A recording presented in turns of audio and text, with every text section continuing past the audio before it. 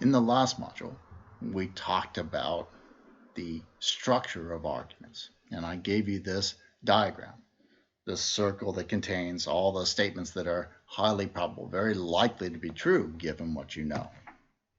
Within that circle is another circle that contains all the things that are definitely true given what you know. Now, you may not be aware of most of them, probably won't be aware of most of these. However, there is a set of things that you believe, that you know, that you feel are correct. And those are what I call the reasoner's truths.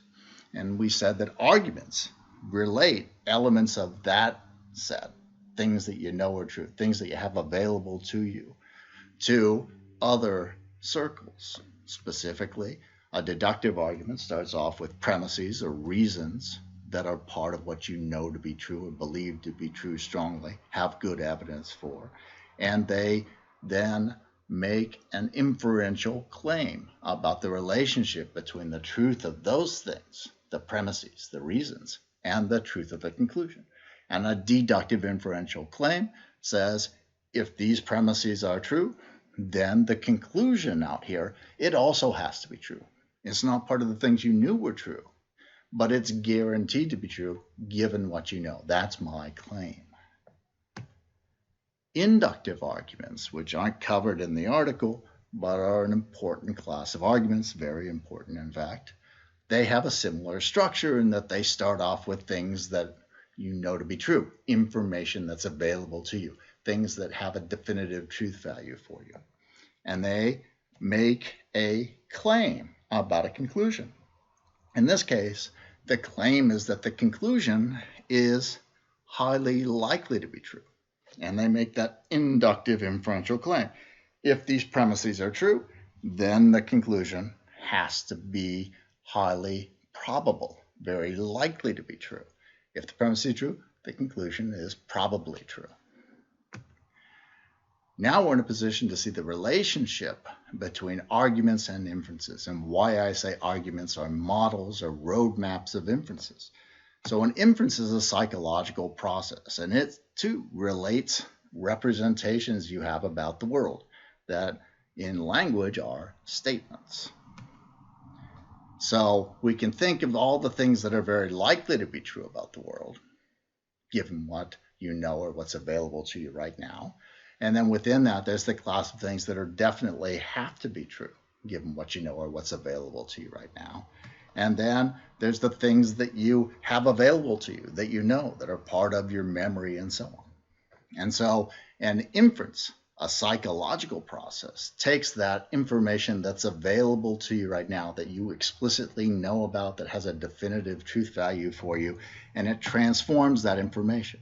In the case of a deductive inference, the transformation creates a representation of the world that has to be true, given what you know, but that you didn't know to be true.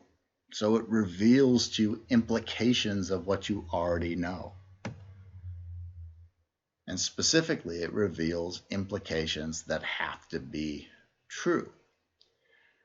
Inductive arguments, also psychological processes, also take information that's explicit, available to you immediately, and transforms that information to create a new representation about something about the world. And that representation also has a truth functional status, but it's not definitively true or definitively false given what you know. It's just likely to be true, highly likely to be true given what you know. Okay?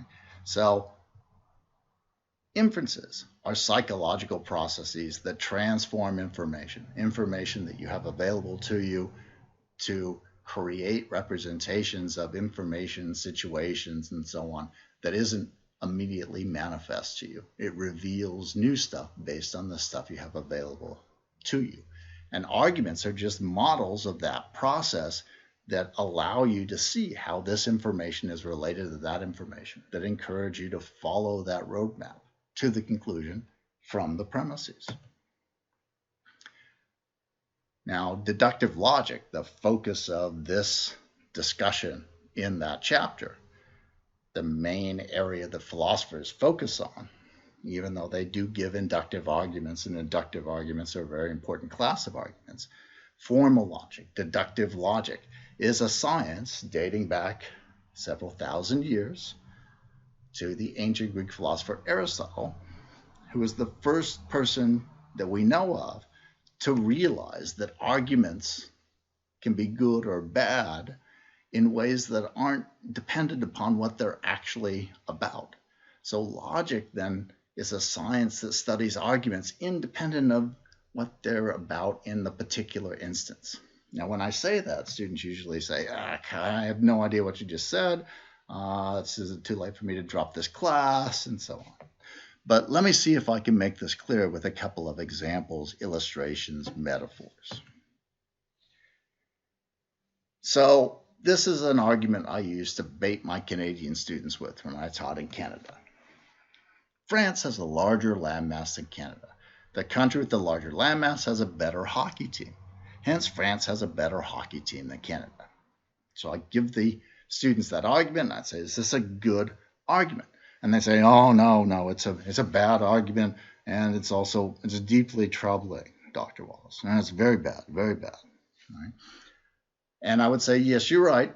There's something wrong with this argument. But there's also something right with this argument.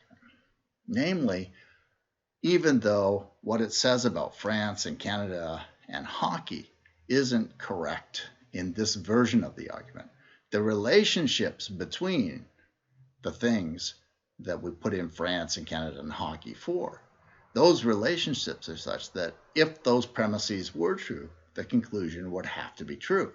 And they'd say, oh, we don't see that. And I'd say, here's an example. Same relationships, different content. Canada has a larger landmass than France. The country with the larger landmass has more square miles.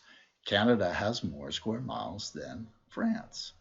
The second argument, same underlying structural relationships, different content. Canada and France are switched square miles instead of hockey. Now we can see that if the premises are true, that conclusion has to be true. And we can go back and look at that first argument and say, okay, if France really did have a larger landmass than Canada, and if, even though it's not the case, the country with the larger landmass always has a better hockey team, then in fact it would be the case that France had a better hockey team than Canada. Even though it's not true, it would be true if the premises were true. One more metaphor to help illustrate this. You think of this picture I have of this black light tattoo. And you can think of the picture of it in normal light as how human beings normally think about and reason about the world. It's content, as it were. That's the stuff that we're sensitive to and that we see. So psychologists refer to this as contextualization.